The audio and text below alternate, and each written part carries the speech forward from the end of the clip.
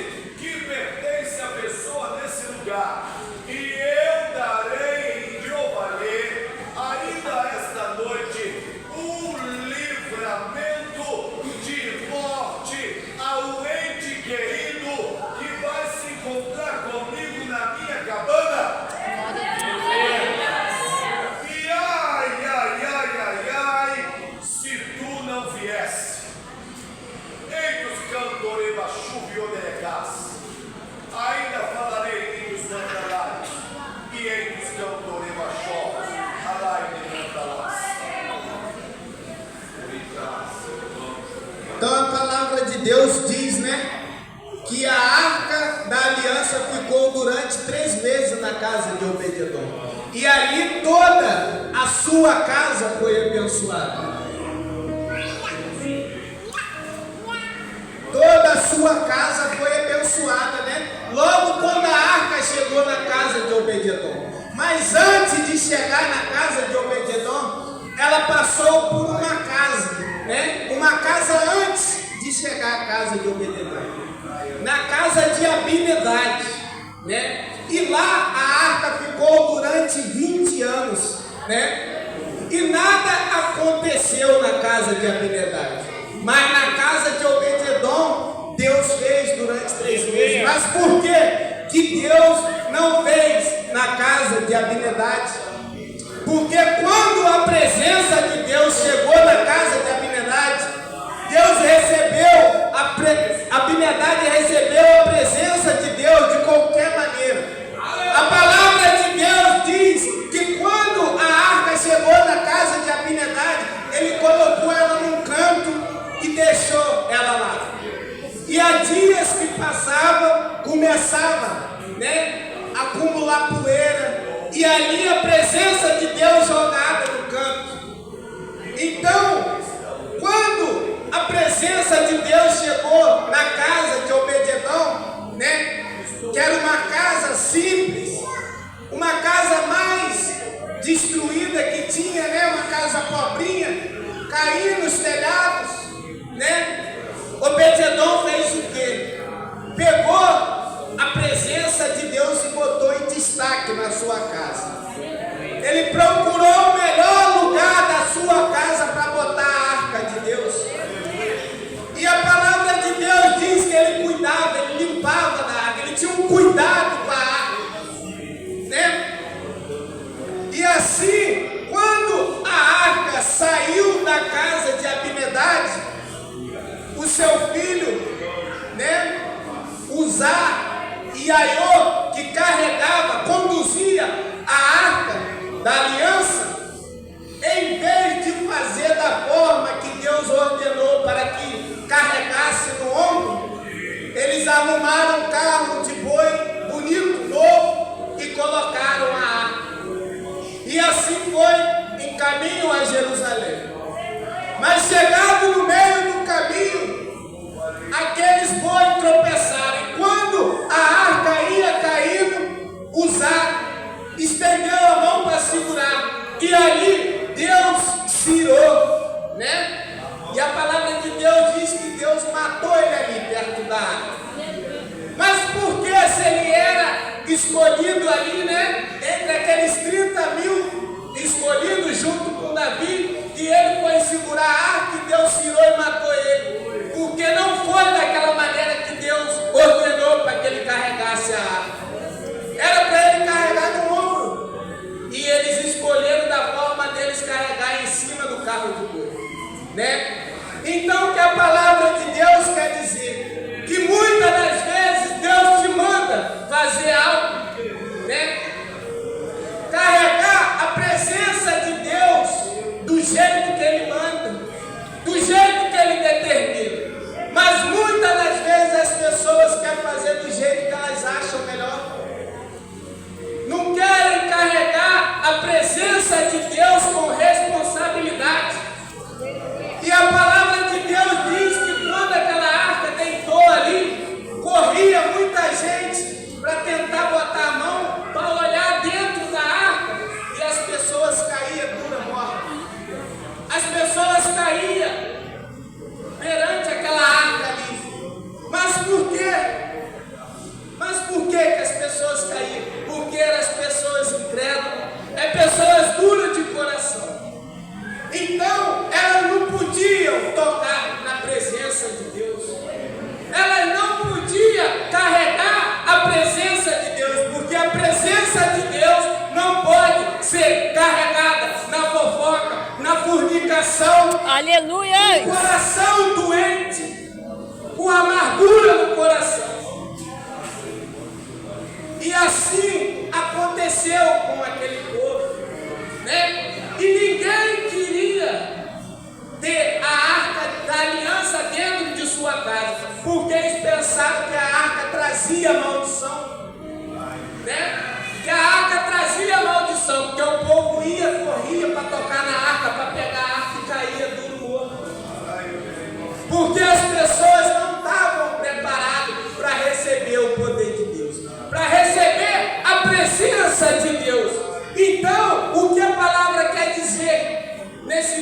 que ficou na casa de habilidade.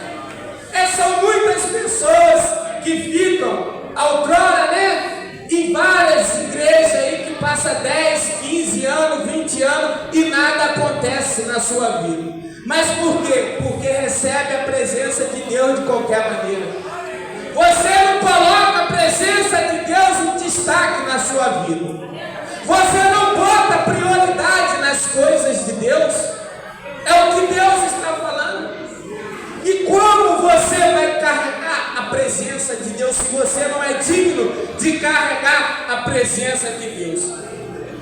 Mas quando Davi já estava pensando em voltar com a arca, com aqueles 30 mil servos de Deus, apareceu um homem chamado Obed-edom, com a sua casa, velhinha, a sua casa humilde, a sua esposa era estéril. No quintal da casa dele não nascia uma grama, uma flor, Mas quando a presença de Deus entrou na casa de Obed-edom e ele botou em destaque a presença de Deus, a mulher que era estéril começou a gerar. Aleluia! No lugar que não nascia uma planta, Deus fez crescer uma árvore. Aleluia! Mas por quê? Porque Obed-edom tinha um coração voltado para Deus. Então, é assim a nossa vida, Tem muitas pessoas que vê você por fora, vê como uma casa, destruída. Como os outros me veem e falam assim: o que aquele rapaz está pregando lá em cima? Se ele já vendeu muita droga, se ele já bebeu muito, já fez muitas coisas, mas Deus me olhou como olhou Obed-edom. Aleluia! Ele viu que tinha uma pessoa, por dentro daquela casa que ia saber botar a presença de Deus em destaque. Aleluia! Ia saber guardar a presença de Deus. E assim Deus fez a casa de Obed-edom prosperar. Mas por que aquelas pessoas olhavam para dentro da arca e caía dura? Porque Deus mandou Moisés fazer a arca. Deus mandou que Moisés pegasse, ali uma madeira de primeira qualidade e fazer a arca. E ali reverter ela toda de ouro. A arca, nada mais, nada menos do que o baú do tesouro. E quem sabe me dizer qual é esse tesouro que é guardado dentro da arca? As tábuas dos 10 mandamentos. Aleluia! Boa, José. É isso aí. O tesouro é a palavra de Deus que era guardada, que é guardada dentro da arca.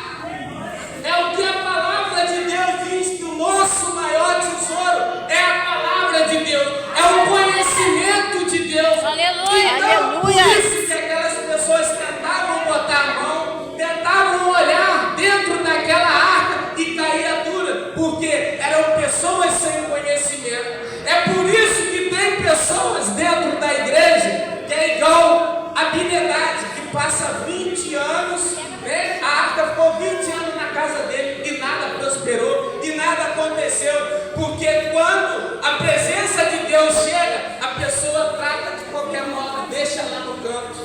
É quando o pastor chama os servos e fala assim: tem que estar em paga hoje. Aí a pessoa: não vou porque eu estou cansado. Não vou porque meu marido voltou a beber, ele vai zangar comigo, se eu chegar eu vou perder o marido. Mas perder a bênção, a presença de Deus na sua vida pode. É isso que Deus está falando dentro da palavra. Você tem que botar prioridade nas coisas de Deus.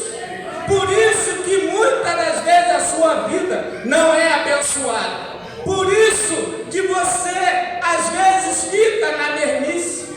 Quantas igrejas tem aí pessoas que passam 15, 20, 30 anos? Aí você chega para falar de sacrifício, falar de tenda, falar da aliança, e a pessoa fala assim: eu sou mais velho, eu tenho 40 anos de igreja, mas o que? Não tem um testemunho para contar? Não tem um posicionamento perante ao Deus Todo-Poderoso de Israel? Não mudou a sua vida? Vive na mesmice e dá conselho à pessoa de crescer, mas ela mesma não saiu da lama, como é que eu vou ouvir uma pessoa? Né? Então Deus está falando nessa noite com os irmãos, né? Receba, saiba receber a presença de Deus na sua vida. Aleluia. Porque a palavra de Deus diz que depois que a arca sai da casa de Obed-edom, né? Ali, Davi, com aqueles 30.000 servos de Deus escolhidos, eles iam levando a arca e se alegravam ao som dos pandeiros, tamborins, chofar, né? Perante a arca da aliança. E a cada 6 passos que eles davam, eles sacrificavam, né? E é por isso ali, ó, o degrau, vocês contaram, tem 6 degraus. Então é 6 degraus perante a arca e o sacrifício. Já está aí para vocês verem. Olha o mistério aí, já está aí para vocês verem. E a cada 6 passos, meus irmãos, não era só Davi que sacrificava, era aquelas 30.000 pessoas sacrificando perante sacrificando a Deus e se alegrando perante a terra, né? Perante a arca. Então, Deus quer atitude, Deus quer que você sacrifique, Deus quer que você se alegre, Deus quer que você pula, Deus quer que você dança na presença de Deus. Porque lá no mundo, hoje a gente veio na van, eu vi na rua, eu também já fiz muito disso, em baile funk, pular, dançar, né? Fazer um monte de doideira, aí todo mundo faz. Mas quando chega dentro da casa de Deus, para abrir a boca e dar um glória a Deus, muitas das vezes o pastor fala assim, dá um glória aí. Glória a Deus. Irmã, presta atenção no culto, tá lá mexendo no telefone. Aí depois você quer se perguntar a Deus o que você fez, o que você não fez na presença de Deus. O que você não fez, porque Deus sempre esteve ali de braços abertos. Mas você fez o que? Em vez de ouvir a palavra de Deus, ouvir o chamado de Deus, receber a presença de Deus, você estava focado em outras coisas. Igual a Abinadab, ele não cuidava da presença de Deus, ele estava preocupado com outras coisas, né? Preocupado com outras coisas, a não ser com a presença de Deus. Mas Obed-edom fez o quê? Se preocupou com a presença de Deus, ele limpava a arca, né? Ele cuidava da arca, ele pegou no melhor lugar e colocou a arca. Então, o que Deus está querendo dizer para você nessa noite? Ponha Deus em destaque na sua vida. Ponha Deus em destaque dentro da sua casa. Quando o marido falar assim, você não vai para a igreja, se eu vou zangar com você e chegar tarde, deixa ele para trás. A salvação é individual, meus irmãos. Eu não posso levar minha mãe, não posso levar meu filho, eu não posso levar minha mulher. Eu posso ensinar o caminho, mas eu não posso levar ninguém. Aleluia. Quem já leu a palavra de Deus sabe disso. Eu não posso levar ninguém, você não pode levar ninguém. Cada um são responsáveis pelos seus atos, né? E Deus está falando nessa noite. Então hoje é noite de decisão. Hoje é noite que você quer levar para sua casa a presença de Deus, que você quer carregar a presença de Deus. É só subir ali, ó, fazer 6 passos e sacrificar perante a... Assim como Davi fez, né? E entrou pela cidade de Jerusalém. Por quê? Porque Davi foi lá buscar a presença de Deus que estava precisando para Jerusalém. E você precisa da presença de Deus para sua casa. Então é hoje que você vai buscar a presença de Deus. É hoje que você vai levar a presença de Deus para sua casa. Aleluia. É hoje. Porque o problema estava se agravante em Jerusalém. Precisou Davi ir lá buscar a presença de Deus. Então ele se alegrou quando ele chegou com a presença de Deus em Jerusalém. E Mical repreendeu Davi, chamou Davi, né, de vadio, porque ele estava dançando, se alegrando na presença de Deus. Assim como os muitos falam, são doidos, pulam, zumba lá, eles dançam, né? Mas no mundo, quando você está dançando, você está bêbado, você está drogado, tudo é engraçado, porque o inimigo vai te dando corda, o inimigo só vai te jogando para o fundo do poço. Para quando você estiver lá embaixo, aí some os amigos, some o tamo junto, some aquele que te chama para ir para o bar beber, né? É assim. Então, vai aparecer muitos, igual a esposa de Davi, Mical, da sua família, para te apontar quando você subir e for sacrificar na tenda. Quando você for fazer o sacrifício perante a tenda, eles vão falar que você está dando dinheiro para a igreja, eles vão falar que você está enchendo o bolso de pastor, mas aí é você com Deus, é você e tua vida com Deus, é como você vai tratar a presença de Deus na sua vida, porque Deus podia fazer na vida de Abinadab. 20 anos ficou a arca lá, e ele simplesmente relaxou das coisas de Deus. Mas Deus hoje está chamando pessoas hoje.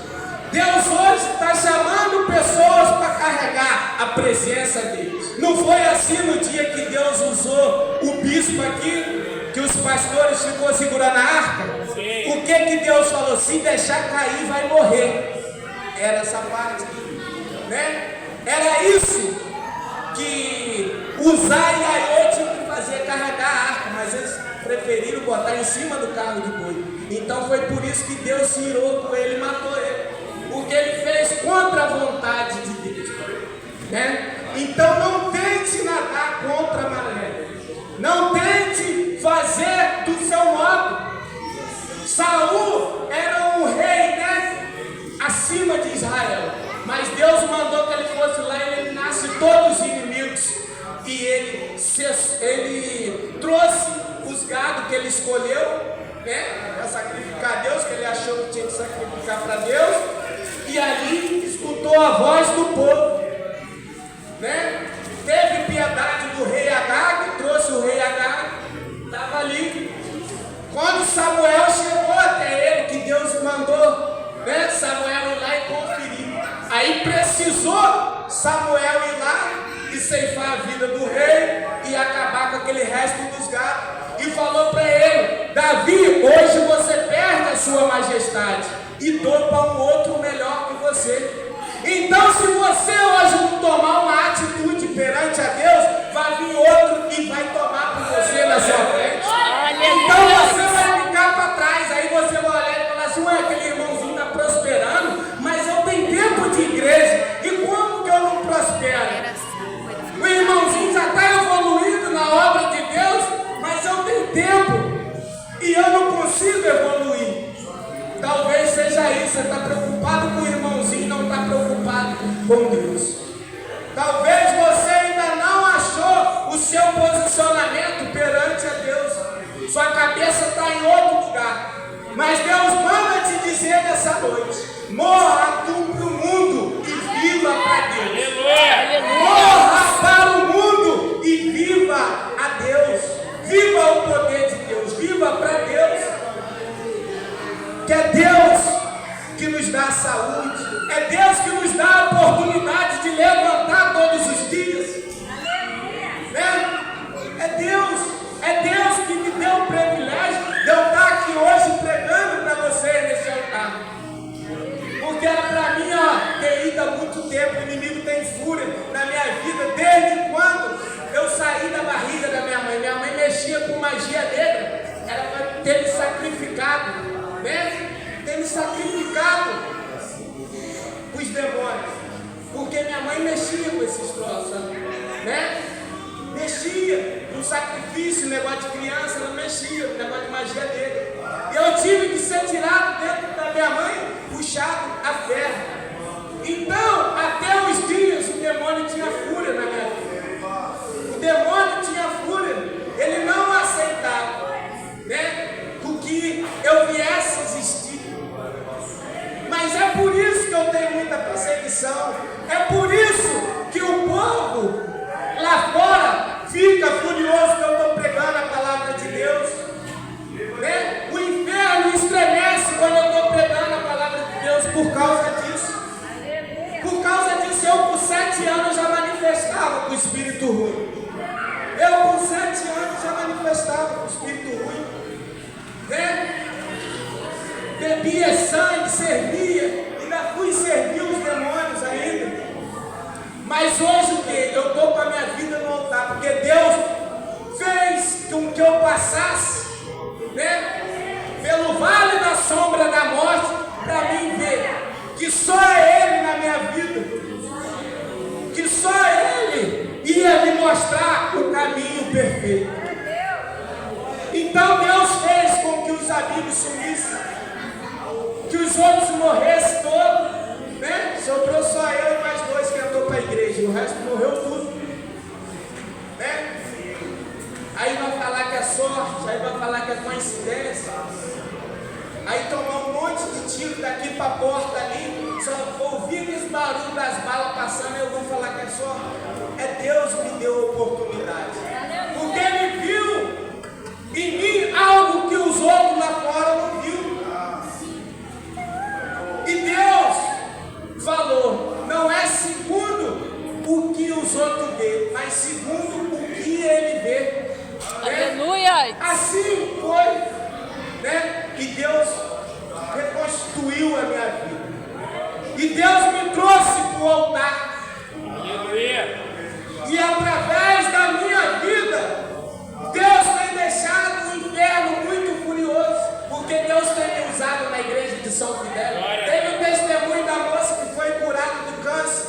Tem testemunho lá de pessoas que não podiam botar o pé no chão, que não andava. E Deus, através de mim, a moça anda normalmente. Né? Então, foi tudo os planos de Deus. Foi tudo os planos de Deus. Mas o que? Quando Deus me chamou, que abriu a mundial lá em São Fidélis, eu estava numa boca de fumo. Eu falei para o pastor Hélio, eu falei para minha mãe, nessa igreja eu vou, porque eu já passei Universal, Assembleia, Presbítera, Wesleyana, tudo quanto é igreja eu passei, macumba, tudo, para tentar agir na minha vida não dá. Mas quando eu vi a Luciano, essa igreja eu falei, nessa que eu vou. Eu estava com a minha perna toda vermelha, com a obra de macumba que tinha lançado na minha vida. Eu fui para o hospital, tomei 4 doses de morfina, e eu gritava, eu se batia na cama, que eu não podia nem mexer o dedinho do pé. E a minha perna vermelha, igual a camisa daquele rapaz ali, ó. E os médicos me segurando, e eu fui para a igreja me arrastando, sentindo dor. Eu se mijava, irmão, de tanta dor que eu sentia. Minha mãe me dava banho em cima da cama, com um pano, né? Porque eu não conseguia. Ali Deus já estava me apertando. Então eu levantei, tomei minha atitude, eu fui se arrastando pelo chão até na igreja. Eu andava um pedacinho com a boleta, deitava assim, começava a chorar. Mas eu estava na cabeça, eu tenho que entrar naquela igreja. Eu tenho que ir naquela igreja. E o pastor estava lá no dia, ele viu entrando de boleta, se arrastando e chorando. Mas eu entrei chorando e saí sorrindo. Aleluia! Porque eu tomei uma atitude na minha vida. Eu quis uma mudança na minha vida. E é isso que Deus está esperando de mim. No mesmo dia eu larguei o tráfico, eu larguei a bebida, eu larguei o cigarro, eu larguei todos os vícios. E estou aí pela honra e glória do eterno Deus. Glória a Deus. E não falta os cultos, é difícil eu voltar um culto. Aí quando Deus chama certas pessoas, a pessoa não vou hoje que eu estou cansado, eu estou sem dormir, que eu fiquei essa madrugada orando a Deus, orando pela vida do bispo, orando pelo pastor, orando pelos irmãos da igreja, né? Porque a gente não pode vacilar no momento de guerra. É fácil a pessoa falar que é nadador na beira da praia, vai lá para dentro e nada lá. Vai lá. Você é soldado bom? É fácil dentro do quartel. Vai para a guerra. Vai lá, vai guerrear na guerra. Aí eu vou ver. Aí Deus vai ver se você é soldado valente. Porque Deus está querendo escolher pessoas fortes e corajosas. Aleluia! Forte e corajosa. Então nessa noite, meus irmãos, tome a sua melhor atitude. Aleluia. Faça como o povo fez. Dê seus 6 passos e sacrifique perante a tenda do encontro. Amém, meus irmãos? Amém! Essa palma eterna